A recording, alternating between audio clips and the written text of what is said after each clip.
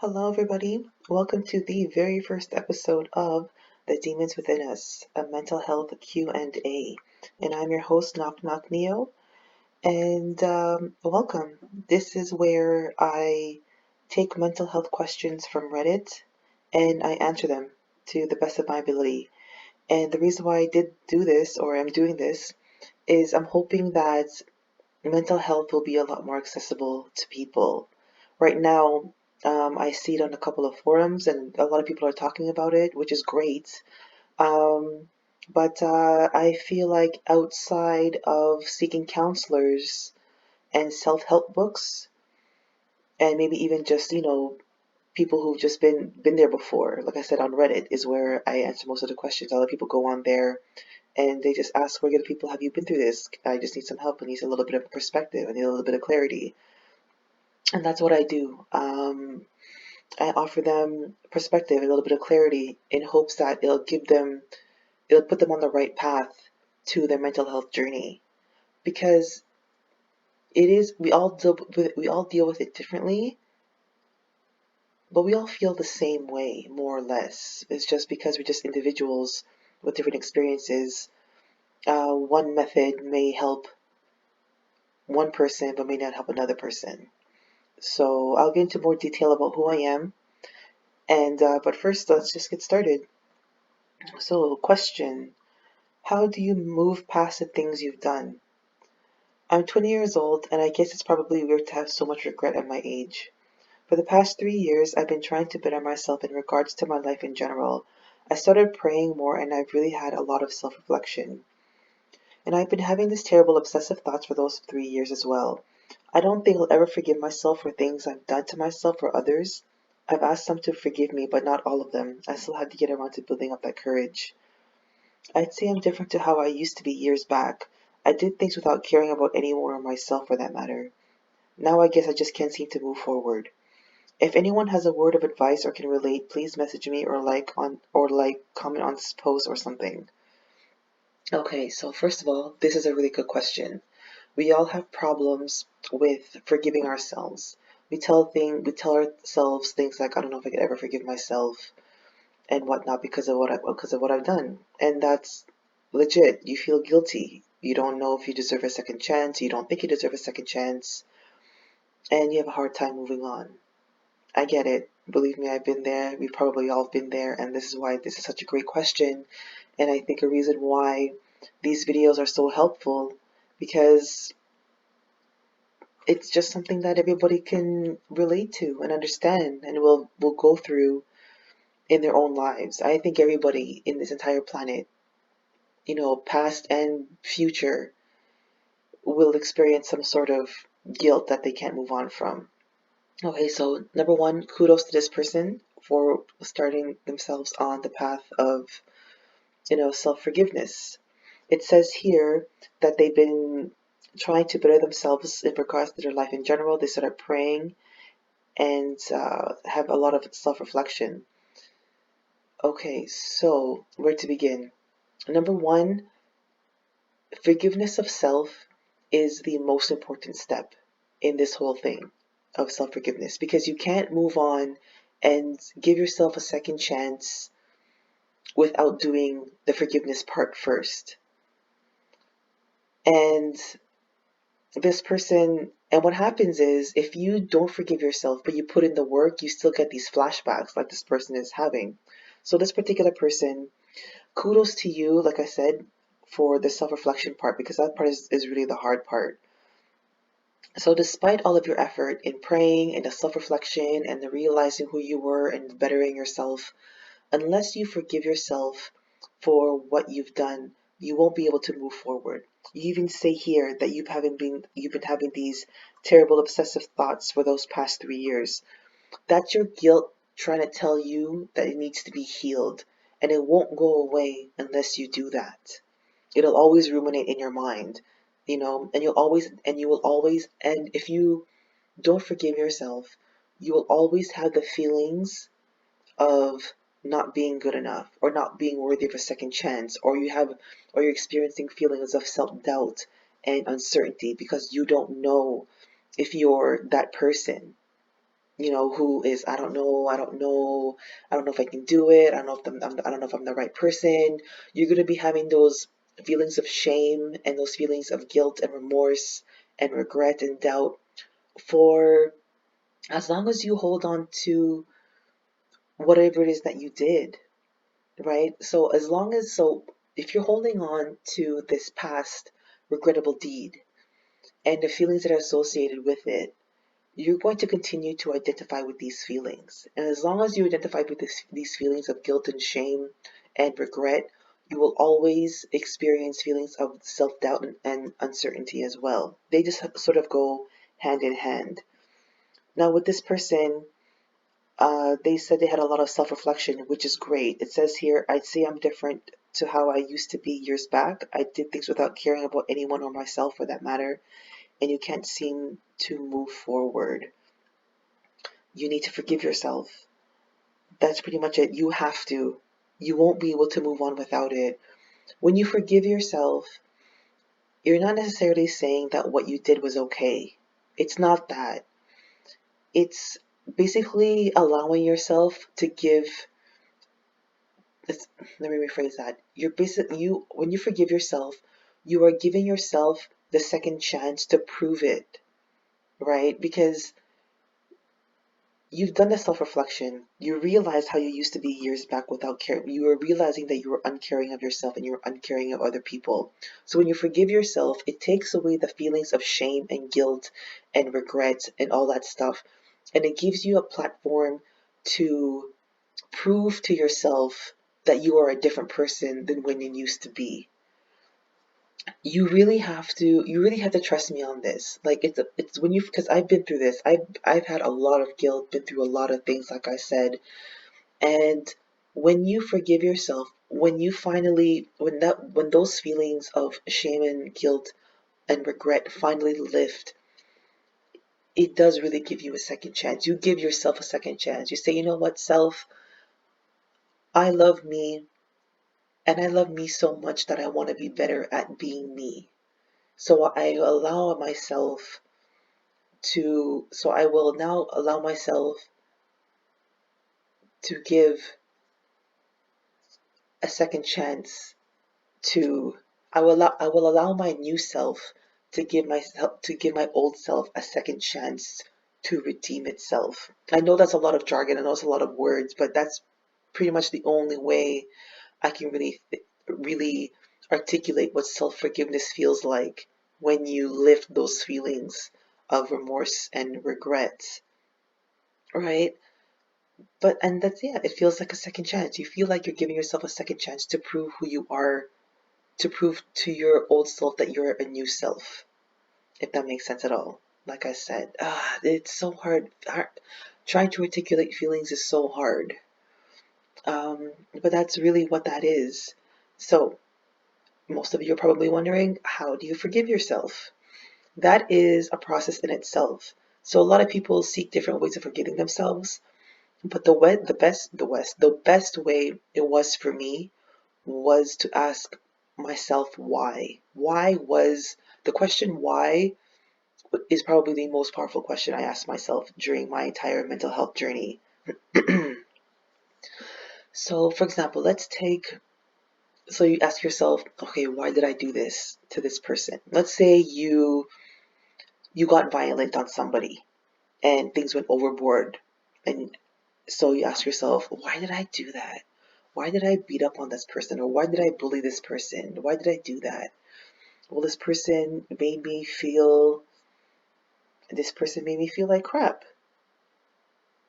Okay, so I bullied them, or this person.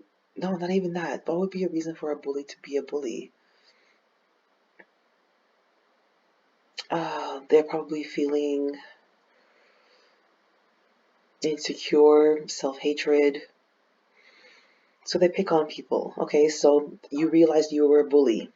So you realize one day, you know what, man, I think I'm a bully. And then you regret your bully actions. Then you ask yourself, why was I such a bully to this person? Like, what did they do to me? What did they ever do for me to bully them for 4 years straight? And you kind of think about that.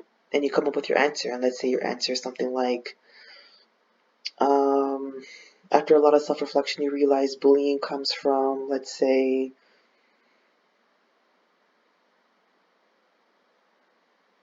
I don't know. That's where it really comes from because everyone's answer is different. I could say something like, you do some digging and you realize that you bully people because it makes you feel better about yourself, right? Okay, if it makes you feel better about yourself, then what makes you feel bad?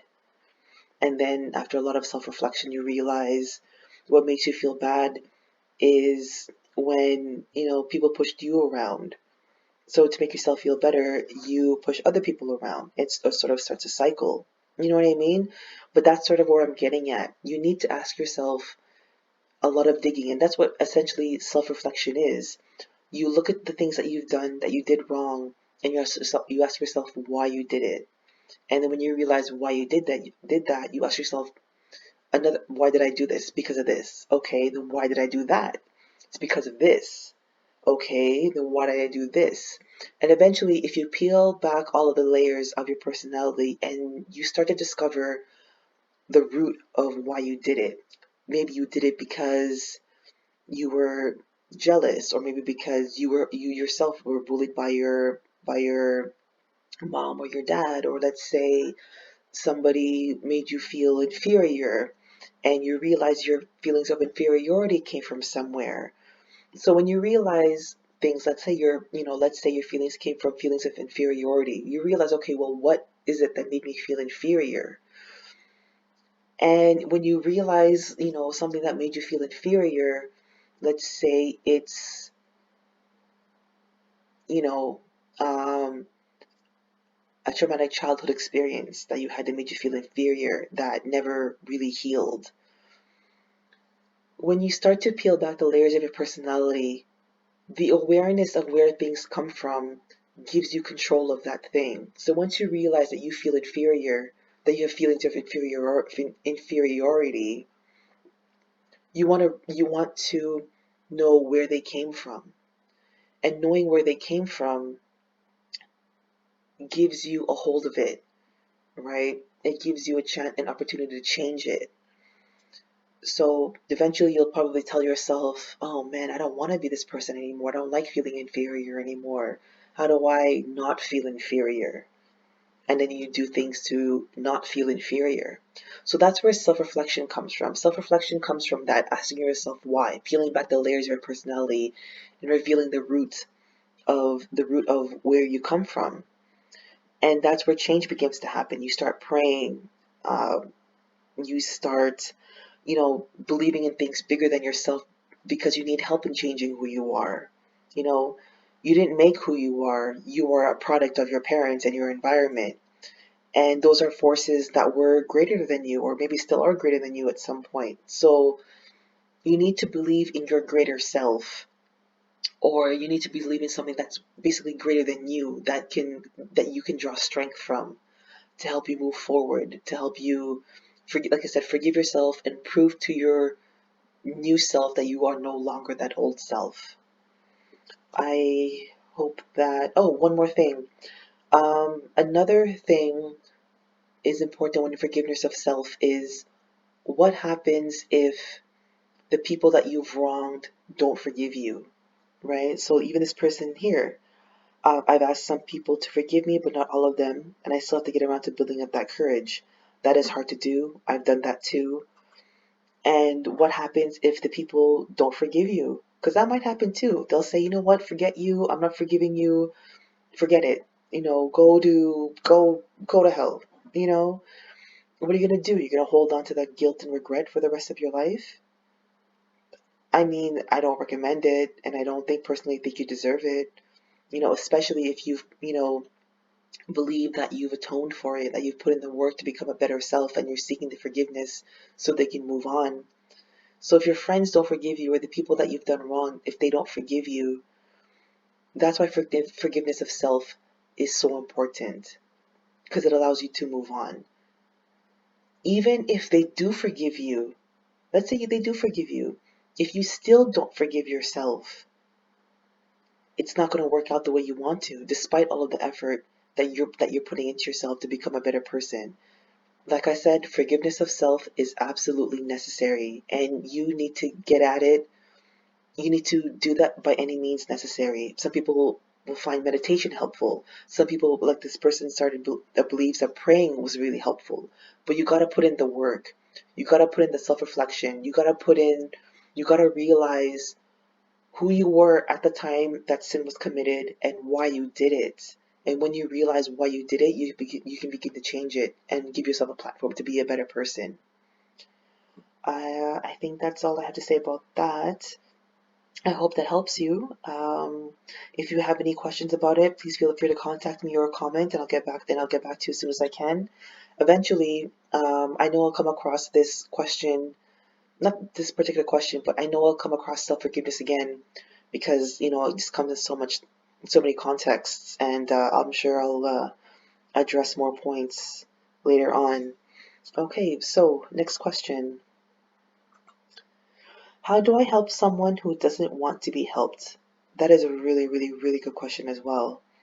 Okay, so my boyfriend wants to commit suicide and is at a point where he can't be left alone because the second he is, he will do something.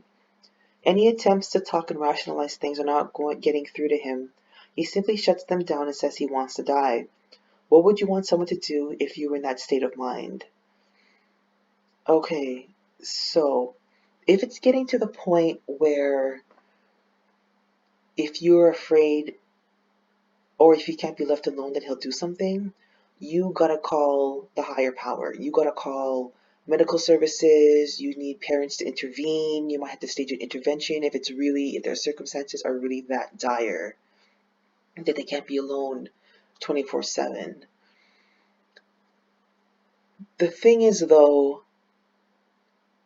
suicide is really tricky because I'm just putting myself in this position as well because suicide is something that I've been through as well. So I'm just putting myself in that position, and that the loss of control is something that is very tricky because for me personally, if I was suicidal and I didn't want help and a whole bunch of people forced help on me, I don't know if I would take that well. Because at that point I so don't care anymore and I'm so pissed off that if you did try to help me, I might harm myself just to piss you off. That's what happens when you think emotionally instead of rationally. You just want to you just want to, that person made you mad, I'm going to make you mad by doing something that is so incredibly, you know, irrational that it just doesn't make sense. So what I would prefer, what I've done and what I prefer is giving back that person their sense of control. Because right now they feel helpless. They don't know what to do. They feel like nobody cares about them. They can't control those who they care about to care about them, right? They feel like the whole world just sort of abandoned them and they can't do anything to get them. They can't do anything to have the world care about them again, right? So for me, what I would do is I would just listen to what they have to say. And that's probably what I would want people to do for me, is for someone to listen to what I have to say as to why I think suicide is the best answer ever in the world at that time. So if someone were to tell me, you know, life is crap, I want to commit suicide, I want to kill myself, this and that, I'll just say, why? Why do you think that's the answer? Instead of trying to convince them that it's not the right answer. It's not the right answer, so you have so much to go for. All these sort of cliche answers, because we know all these things already. We know, like, we already considered it's either we know or we don't believe. People care about you. No, they don't. Or they do care about you, but I don't care because I don't even care about myself. It's great that people care about me, but if I don't care about myself, then it doesn't matter if people care about me. If I think my life is worthless, you know? So I would just listen. Why do you feel that's the answer that you want to do? Because I feel like nobody cares about me. Well, why do you think nobody cares about you? Because, nobody picks up the phone when I call them. People just ignore me. You know, like, okay, so it just sounds like you have crappy friends. That you're just with the wrong people. Maybe if you just got different friends, then you wouldn't feel like nobody cares about you. Because people care about you. I care about you. I'm here. I want to listen to what you have to say. You know, then they might say something like, I don't know, they might say whatever, but just get them talking and just listen to what they have to say. Because that's what I really cared about. That's what I really appreciated when I was going through my suicidal phase and someone was there for me, just listening as to why I wanted to. And I think one of the best things that they did for me was when they said, you know what, I don't have anything else to say. What you're saying, it makes sense, and I understand why you want to. I just, I just don't know what to say. Your life is really up to you. And I think that made all the difference because it gave me back the power that I needed. So that person telling me your life is really up to you, made me feel like I had the power to change things. Instead of people trying to tell me, you do this, you do that, you can do this. It's like, no, I don't know if I can. I don't feel like I can. But that person telling me, your life is up to you. I care about your life, but if you don't care about your life, I mean, there's nothing much I can say. So if they don't want help, then it's likely they just want somebody to care. And just listen to what they have to say. Like I said, listen to what they have to say and stop trying to challenge them. Just be there for them. And if you can do this, help them understand that what they're feeling isn't rational. Like, it doesn't make sense that they should end their life because their friends don't pick up the phone when they call. It just means that they have crappy friends, which is not their fault. They just need to find better friends. See what I mean? And I think things like that, giving them possibilities, giving them options, giving them solutions to their problem would be more valuable instead of just telling them things like you have so much to live for, or your mom or your whoever, because or whoever's going to miss you. you know that will help more. And I think that is all I have to say about that. Like I said, if you have questions, please comment or email me directly. Okay, so the rest of the session, I'll get into about who I am and why I decided to do this, and a little bit more about my background. So my name is, like I said, Knock Knock Neo, and I'm an active listener. And you know what? Let me pull up active listening here on Google.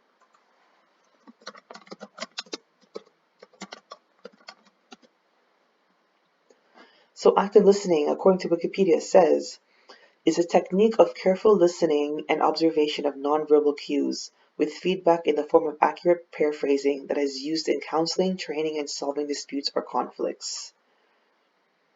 Another thing here, it says it is the process of listening attentively while someone else speaks, paraphrasing and reflecting back what is said, and withholding judgment and advice. And that is pretty much what I do. I've been an active listener most of my adolescent life, even before I knew it was a thing. And active listening, and I didn't realize that's who I was until I became an active listener on Seven Cups. And let me just pull up the Seven Cups platform. I'll pull up my profile too for you guys to see.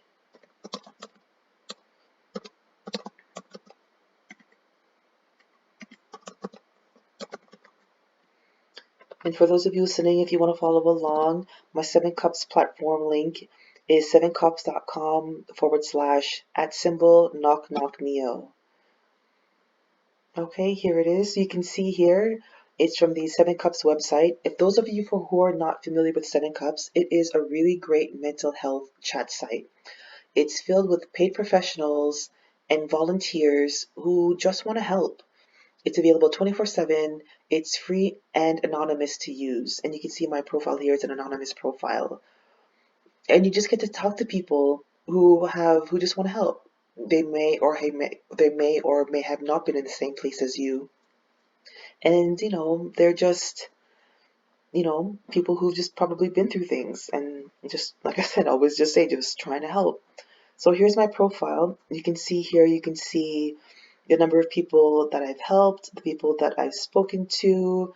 I have had 75 ratings. It tells me the last time I was here, the number of reviews that I've had. And if you scroll down even further, you can see all of my reviews here on the side from people who believe that I've helped them.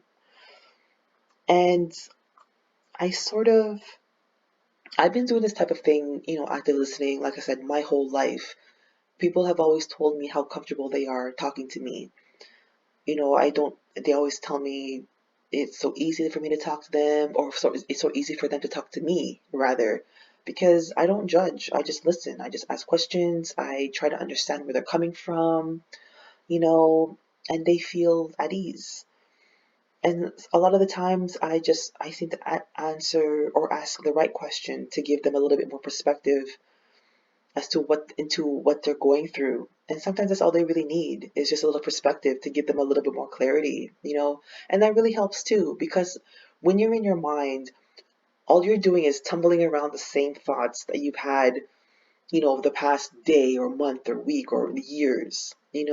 So when you get somebody from the outside perspective, they give you something that you've never thought of before, and that can potentially change everything and set you on a different course of a new life. You know. So yeah. And how did I start this? Not how did I start this, but yeah. So I just signed up one day. I was browsing through the internet. I just wanted to talk to people, and I came across this, and I was just like, oh, it's a mental health chat site, and I immediately signed up. I just felt it was just like a need, a need to do this, and it just sort of clicked when it started for me, because that's when I realized that this is the way that I can be that could be of use, that could be useful to people and help them, you know, and I realized that this is the way that I can contribute to society by helping them with their own mental health and giving them the tools, not doing anything for them, but hopefully giving them the tools that they can do it for themselves. Give them, the books that I've read, the insights that I've had about myself, things like that. Um, I've also have psychology training in school. I when I was in high school, when you try to figure out what you want to be for the rest of your life, I wanted to be a high school guidance counselor and help people and help teenagers, because I was a teenager who needed a lot of help and I didn't feel like I really got it. So I want to be the person to help.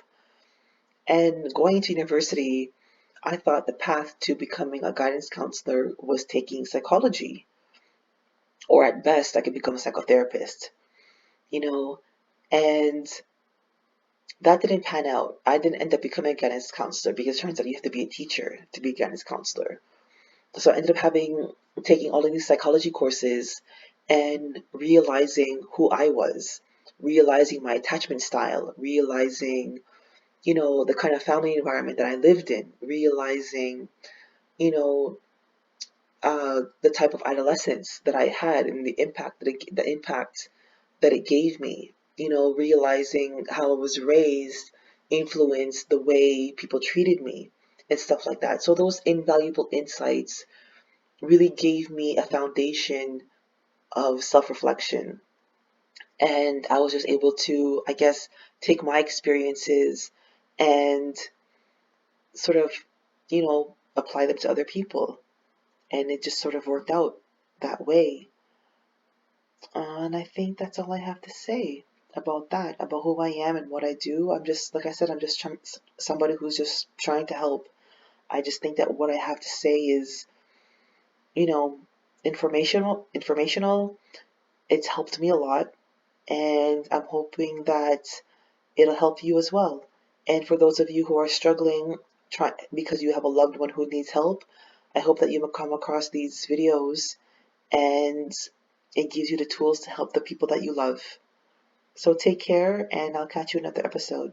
Thank you.